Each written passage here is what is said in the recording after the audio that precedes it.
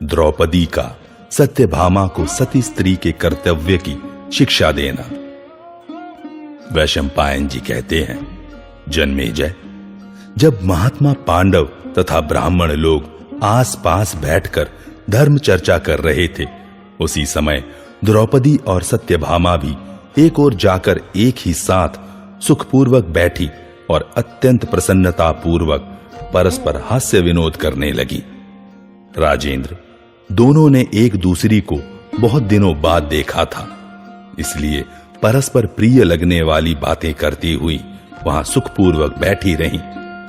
कुरुकुल और यदुकुल से संबंध रखने वाली अनेक विचित्र बातें उनकी चर्चा की विषय थी। भगवान श्री कृष्ण की प्यारी पटरानी सत्राजित कुमारी सुंदरी सत्यभामा ने एकांत में द्रौपदी से इस प्रकार पूछा, शुभे, द्रुपद कुमारी, किस बर्ताव से तुम हृष्ट पुष्ट अंगों वाले तथा लोकपालों के समान वीर पांडवों के हृदय पर अधिकार रखती हो? किस प्रकार तुम्हारे वश में रहते हुए भी कभी तुम पर कुपित नहीं होते? प्रिय दर्शने, क्या कारण है कि पांडव सदा तुम्हारे अधीन रहते हैं और सबके सब तुम्हारे मुंह की ओर देखते रहते हैं? इसका यथार्थ रहस्य मुझे बताओ। पांचाल कुमारी कृष्णे, आज मुझे भी कोई ऐसा व्रत, तप, स्नान, मंत्र, औषध, विद्याशक्ति, मूल शक्ति, जप, होम या दवा बताओ जो यश और सौभाग्य की वृद्धि करने वाला हो तथा जिससे श्याम सुंदर सदा मेरे अधीन रहें। ऐसा कहकर यशस्विनी सत्यभामा चुप हो गई। तब पति परायणा महाभागा द्रौपदी ने उसे इस प्रकार उत्तर दिया, सत्य, तुम मुझसे जिसके विषय में पूछ रही हो वह साध्वी स्त्रियों का नहीं, दुराचारिणी और कुल्टा स्त्रियों का आचरण है। जिस मार्ग का दुराचारिणी स्त्रियों ने अवलंबन किया है उसके विषय में हम लोग कोई चर्चा कैसे कर सकती हैं? इस प्रकार का प्रश्न अथवा स्वामी के स्नेह में संदेह करना तुम्हारे जैसी साध्वी स्त्री के लिए कदापि उचित नहीं है, क्योंकि तुम बुद्धिमती होने के साथ ही श्याम सुंदर की प्रियतमा पटरानी हो। जब पति को यह मालूम हो जाए कि उसकी पत्नी उसे वश में करने के लिए किसी मंत्र तंत्र अथवा जड़ी बूटी का प्रयोग कर रही है, तो वह उससे उसी प्रकार उद्विग्न हो उठता है जैसे अपने घर में घुसे हुए सर्प से लोग शंकित रहते हैं। उद्विग्न को शांति कैसी और अशांत को सुख कहां? अतः मंत्र तंत्र करने से पति अपनी पत्नी के वश में कदापि नहीं हो सकता।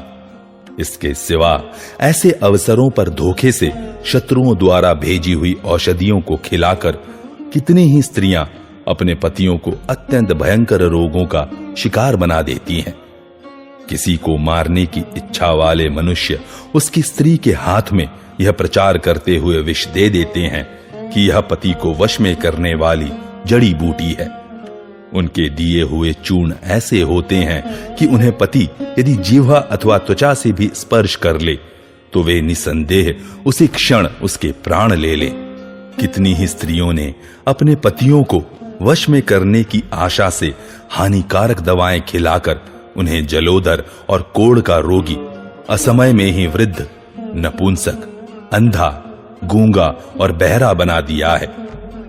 इस प्रकार पापियों का अनुसरण करने वाली वे पापिनी स्त्रियां अपने पतियों को अनेक प्रकार की विपत्तियों में डाल देती हैं। अतः साध्वी स्त्री को चाहिए कि वह कभी किसी प्रकार भी पति का अप्रिय न करे। यशस्विनी सत्यभामी, मैं स्वयं महात्मा पांडवों के साथ जैसा बर्ताव करती हूं वह सब सच सच सुनाती हूं। सुनो, मैं अहंकार और काम क्रोध को छोड़कर सदा पूरी सावधानी के साथ सब पांडवों की और उनकी अन्यान्य स्त्रियों की भी सेवा करती हूं। अपनी इच्छाओं का दमन करके मन को अपने आप में ही समेटे हुए केवल सेवा की इच्छा से ही अपने पतियों का मन रखती हूं। अहंकार और अभिमान को अपने पास नहीं फटकने देती। कभी मेरे मुख से कोई बुरी बात न निकल जाए इसकी आशंका से सदा सावधान रहती हूं। असभ्य की भांति कहीं खड़ी नहीं होती। निर्लज्ज की तरह सब ओर दृष्टि नहीं डालती, बुरी जगह पर नहीं बैठती, दुराचार से बचती तथा चलने फिरने में भी असभ्यता न हो जाए इसके लिए सतत सावधान रहती हूं। पतियों के अभिप्राय पूर्ण संकेत का सदैव अनुसरण करती हूं। कुंती देवी के 5 पुत्र ही मेरे पति हैं। वे सूर्य और अग्नि के समान तेजस्वी, चंद्रमा के समान आह्लाद प्रदान करने वाले, महारथी, दृष्टि मात्र से ही शत्रुओं को मारने की शक्ति रखने वाले तथा भयंकर बल पराक्रम एवं प्रताप से युक्त हैं। मैं सदा उन्हीं की सेवा में लगी रहती हूं। देवता, मनुष्य, गंधर्व, युवक, बड़ी सज धज वाला, धनवान अथवा परम सुंदर कैसा ही पुरुष क्यों ना हो, मेरा मन पांडवों के सिवा और कहीं नहीं जाता।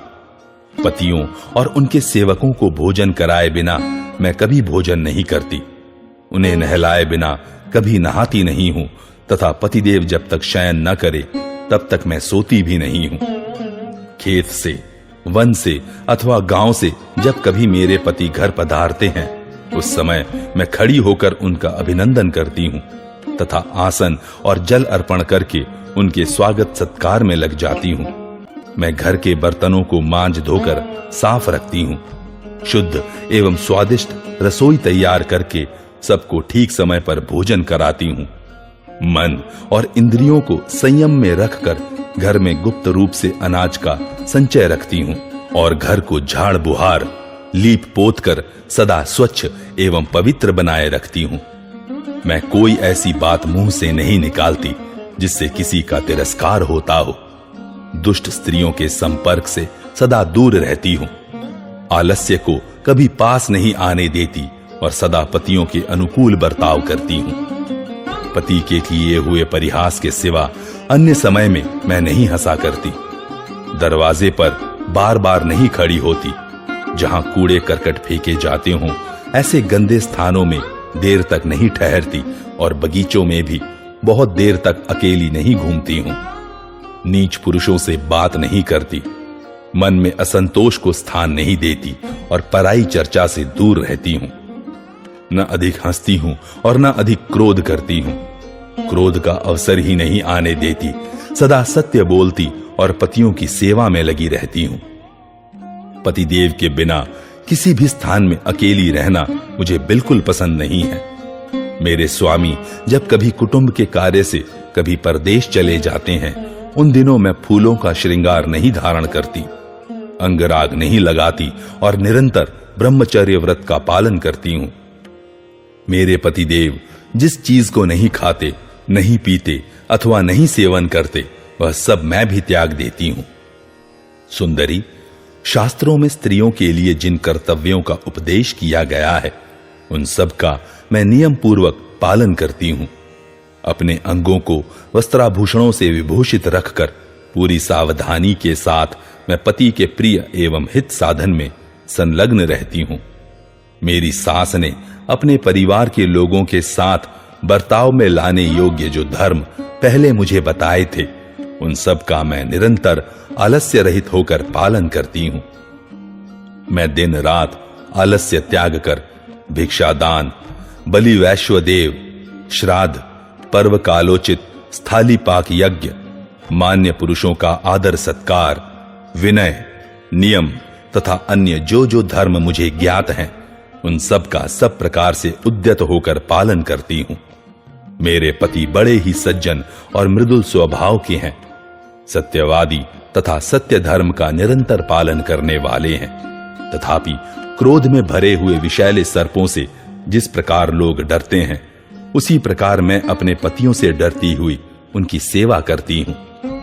मैं यह मानती हूं कि पति के आश्रय में रहना ही स्त्रियों का सनातन धर्म है।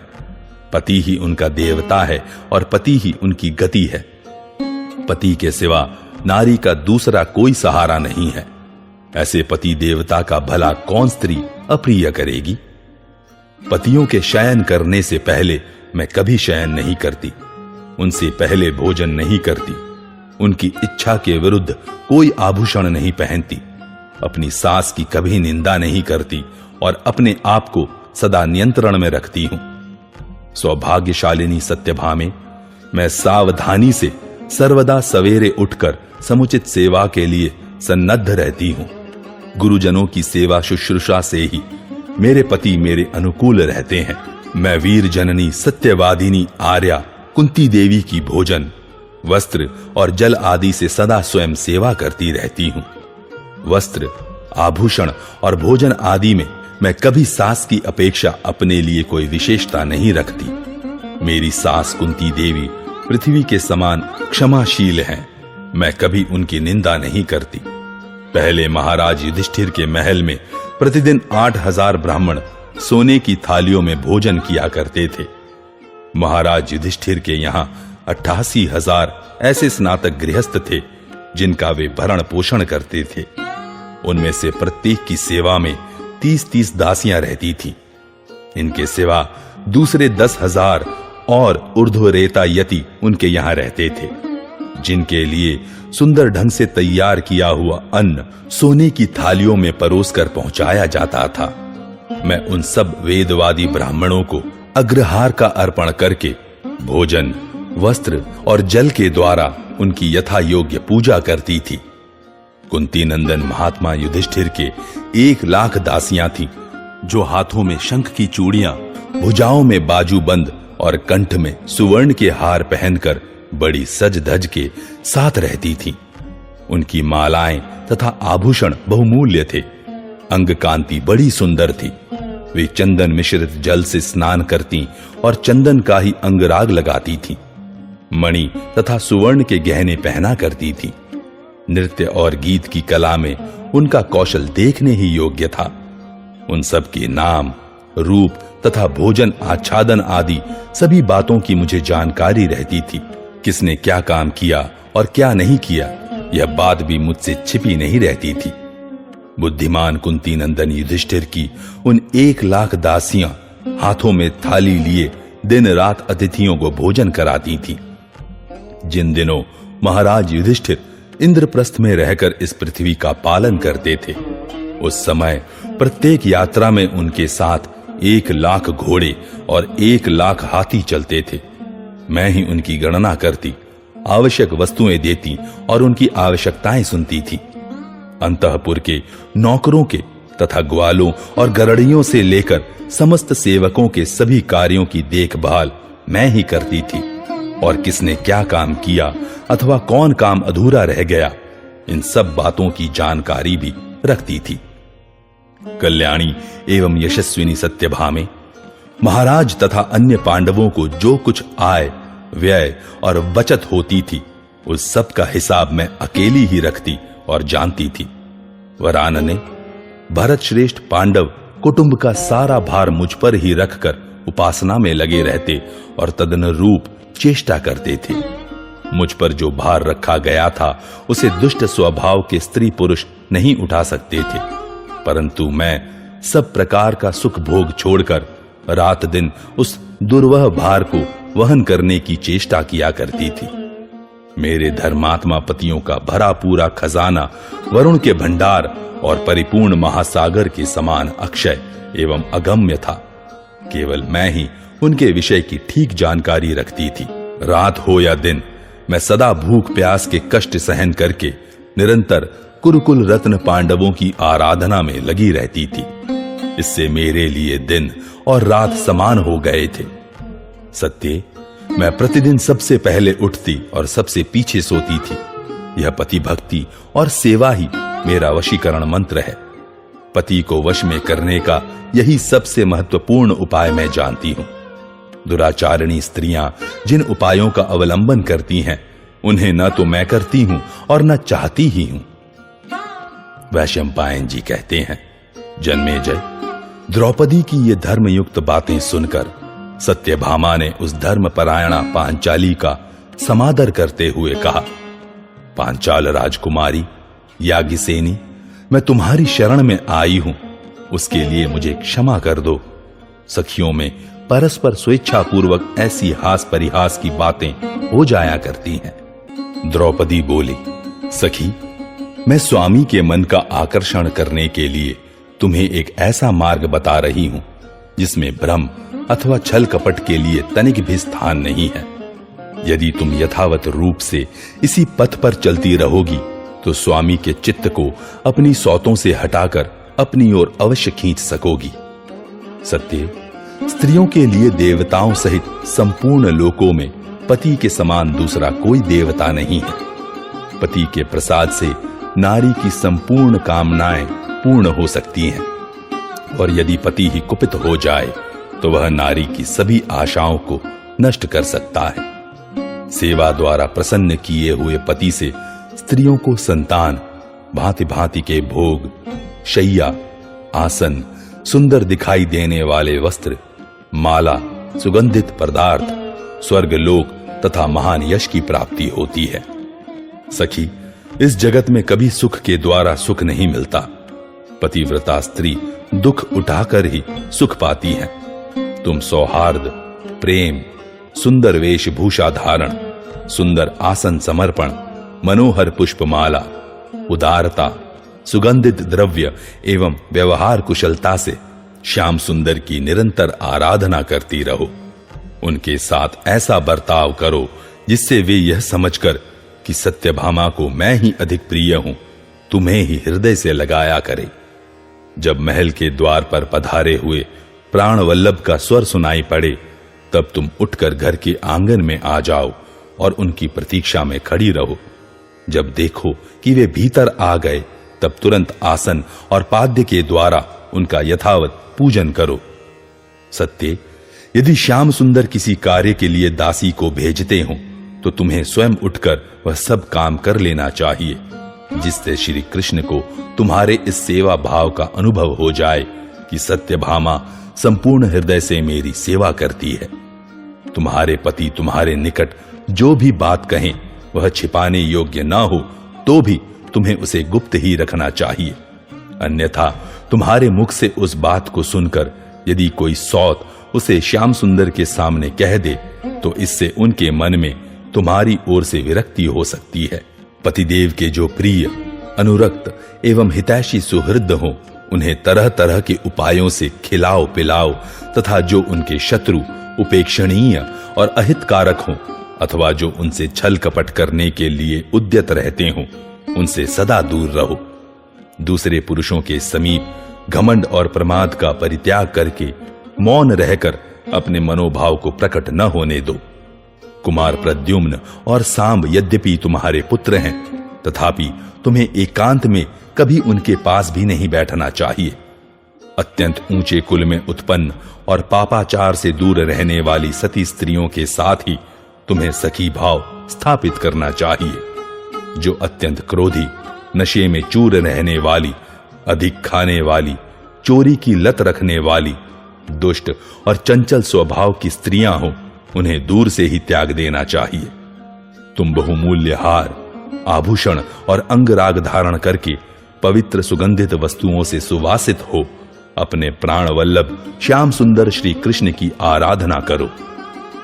इससे तुम्हारे यश और सौभाग्य की वृद्धि होगी, तुम्हारे मनोरथ की सिद्धि तथा शत्रुओं का नाश होगा। उस समय भगवान श्री कृष्ण मार्कंडेय आदि ब्रह्म ऋषियों तथा महात्मा पांडवों के साथ अनुकूल बातें करते हुए कुछ काल तक वहां रहकर द्वारका जाने को उद्यत हुए। मधुसूदन केशव ने उन सब से यथावत वार्तालाप के अनंतर विदा लेकर रथ पर चढ़ने की इच्छा से सत्यभामा को बुलाया। तब सत्यभामा वहां द्रुपद कुमारी से गले मिलकर अपने हार्दिक भाव के अनुसार एकाग्रता पूर्वक मधुर वचन बोली। सखी कृष्ण, तुम्हें राज्य के लिए चिंतित और व्यथित नहीं होना चाहिए। तुम इस प्रकार रात रात भर जागना छोड़ दो। तुम्हारे देवतुल्य पतियों द्वारा जीती हुई इस पृथ्वी का राज्य तुम्हें अवश्य प्राप्त होगा। श्यामलोचने, तुम्हें जैसा क्लेश सहन करना पड़ा है, वैसा कष्ट तुम्हारे जैसी सुशीला तथा श्रेष्ठ लक्षणों वाली देवियां अधिक दिनों तक नहीं भोगा करती हैं। मैंने महात्माओं से सुना है कि तुम अपने पतियों के साथ निश्चय ही इस पृथ्वी का निर्द्वंद्व तथा निष्कंटक राज्य भोगोगी। द्रुपद कुमारी, तुम शीघ्र ही देखोगी कि धृतराष्ट्र के पुत्रों को मारकर और पहले के वैर का भरपूर बदला चुकाकर तुम्हारे पतियों ने विजय पाई है और इस पृथ्वी पर महाराज युधिष्ठिर का अधिकार हो गया है। तुम्हारे वन जाते समय अभिमान से मोहित हो कुरुकुल की जिन स्त्रियों ने तुम्हारी हंसी उड़ाई थी, उनकी आशाओं पर पानी फिर जाएगा और तुम उन्हें शीघ्र ही दुर्वस्था में पड़ी हुई देखोगी। कृष्णे, तुम दुख में पड़ी हुई थी। उस दशा में जिन लोगों ने तुम्हारा अप्रिय किया है, उन सबको तुम यमलोक में गया हुआ ही समझो। युधिष्ठिर कुमार प्रतिविंध्य, भीमसेन नंदन सुतसोम, अर्जुन कुमार श्रुतकर्मा, नकुल नंदन शतानीक तथा सहदेव कुमार श्रुतसेन, तुम्हारे ये सभी वीर पुत्र शस्त्र विद्या में निपुण हो गए हैं और कुशल पूर्वक द्वारकापुरी में रहते हैं। वे सब के सब अभिमन्यु की भांति बड़ी प्रसन्नता के साथ वहां रहते हैं। द्वारका में उनका मन बहुत लगता है। सुभद्रा देवी तुम्हारी ही तरह उन सब के साथ सब प्रकार से प्रेम पूर्ण बर्ताव करती हैं। वे किसी के प्रति भेदभाव न रखकर उन सब के प्रति निश्चल स्नेह रखती हैं। वे उन बालकों के दुख से ही दुखी और उन्हीं के सुख से सुखी होती हैं। प्रद्युम्न की माताजी भी उनकी सब प्रकार से सेवा और देखभाल करती हैं। श्याम सुंदर अपने भानु आदि पुत्रों से भी बढ़कर तुम्हारे पुत्रों को मानते हैं। मेरे ससुर जी प्रतिदिन इनके भोजन वस्त्र आदि की समुचित व्यवस्था पर दृष्टि रखते हैं। बलराम जी आदि सभी अंधक वंशी तथा वृषणी वंशी यादव उनकी सुख सुविधा का ध्यान रखते हैं। भामिनी, उन सब का और प्रद्युम्न का भी तुम्हारे पुत्रों पर समान प्रेम है। इस प्रकार हृदय को प्रिय लगने वाले सत्य एवं मन के अनुकूल वचन कहकर श्री कृष्ण महिषी सत्यभामा ने अपने स्वामी के रथ की ओर जाने का विचार किया और द्रौपदी की परिक्रमा की। तदनंतर भामिनी सत्यभामा श्री कृष्ण के रथ पर आरूढ़ हो गईं। यदुश्रेष्ठ श्री कृष्ण ने मुस्कुराकर द्रौपदी को सांत्वना दी और उसे लौटाकर शीघ्रगामी घोड़ों द्वारा अपनी पूरी द्वारका को प्रस्थान किया।